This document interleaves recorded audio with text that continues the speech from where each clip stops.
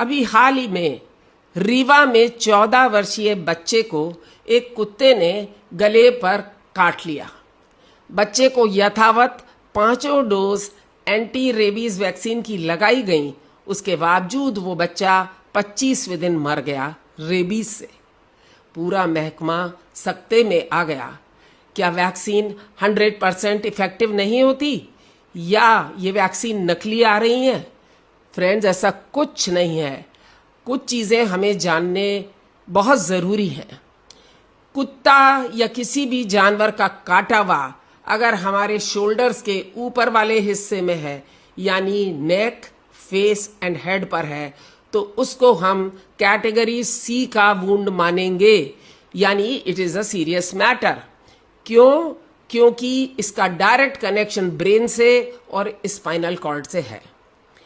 हम वैक्सीन लगाते हैं, परंतु वैक्सीन की लिमिटेशन ये है कि वो तुरंत ही आपको बचाव नहीं दे सकती।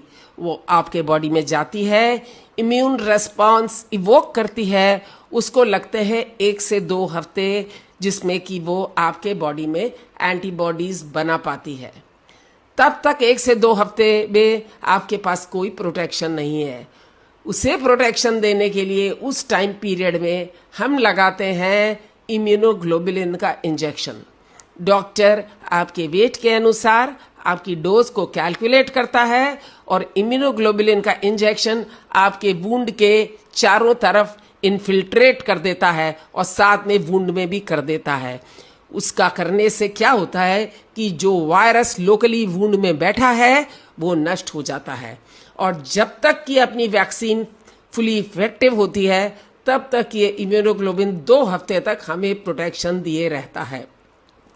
इस बच्चे के साथ भी वही प्रॉब्लम हुई थी। उसे बिना इम्यूनोग्लोबुलिन दिए हुए उसको वैक्सीन लगा दी गई थी, इसलिए उसका फर्स्ट 2 वीक्स का प्रोटेक्शन नहीं हो पाया था और रेबीज फैल गई थी उसके बॉडी में, इसलिए उसकी मृत्यु हो गई।